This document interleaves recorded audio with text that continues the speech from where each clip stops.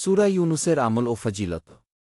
সূরা ইউনুস, সূরা নং ১০, একটি গুরুত্বপূর্ণ মক্কি সূরা, যাতে আল্লাহর তাওহীদ, নবুয়তের প্রমাণ ও আখিরাতের বর্ণনা রয়েছে। এই সূরার নাম এসেছে নবী ইউনুস এর কাহিনী থেকে, যা ধৈর্য, ঈমান ও তাওবার শক্ত বার্তা বহন করে। যে ব্যক্তি মনোযোগ দিয়ে এই সূরা তিলাওয়াত করে, তার হৃদয় আলোকিত হয় এবং ঈমান মজবুত হয়। অনেক আলেম বলেন, দুশ্চিন্তা ও হতাশা থেকে মুক্তি পেতে সূরা ইউনুসের আমল উপকারী। বিশেষত আয়াত ৬.২-৬.৪। নিশ্চয়ই আল্লাহর বন্ধুদের কোনো ভয় নেই, তারা দুঃখিত হবে না গিয়ে এই আয়াত পাঠে অন্তরে শান্তি আসে। রোগমুক্তি, দুশ্চিন্তা থেকে নিরাপত্তা এবং আখিরাতে নাজাতের জন্য নিয়মিত সূরা ইউনুস তিলাওয়াত করা উত্তম। রমায়ান, জিকির বা রাতে ঘুমের আগে এই সূরা পাঠে রয়েছে বিশেষ বরকত। নিয়মিত পড়ুন, জীবন বদলান।